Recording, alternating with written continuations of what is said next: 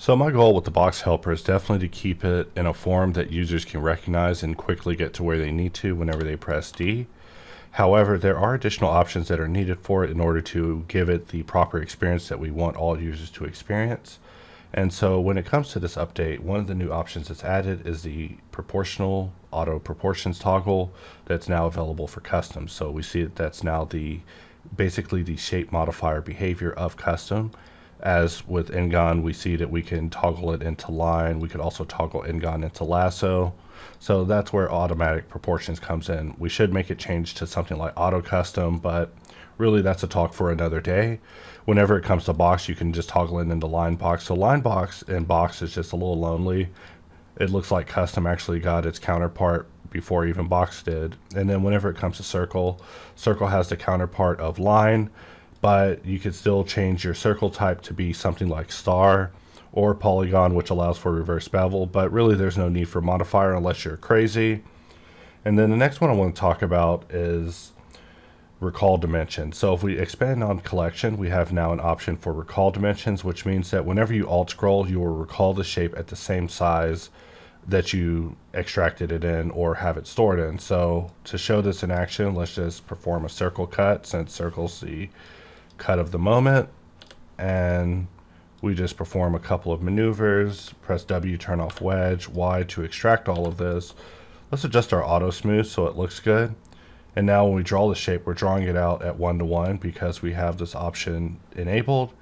However, if we were to jump over to box and just draw a little box and pause it, whenever we alt scroll, we can actually recall this shape into exact proportions that we stored it in via the extraction. So that is where this option comes in handy. The next one I want to talk about is rotate by 90. So if we go to custom, we can pause this shape and you could just press D, and there's now an option for rotating the shape by 90. So this is different than rotate inside, where you can rotate your shape inside to get it to rotate differently, but it's keeping the same bounds of the shape. Rotate 90 is just pressing R90 and just getting us there. So sometimes you just need to rotate 90. Even though it shrinks these options a little bit, they aren't changed that much on the fly, and it justifies the decision of having something as important as rotate 90 finally available to users to just quickly get in and rotate their shapes.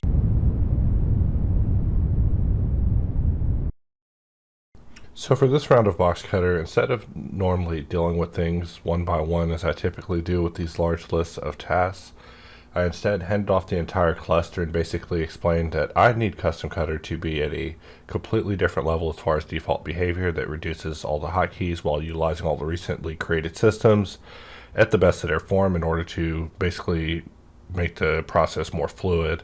And so I'm quite proud of the work that Loof has put into this release, and also Proxy, of course, for a supervisory role.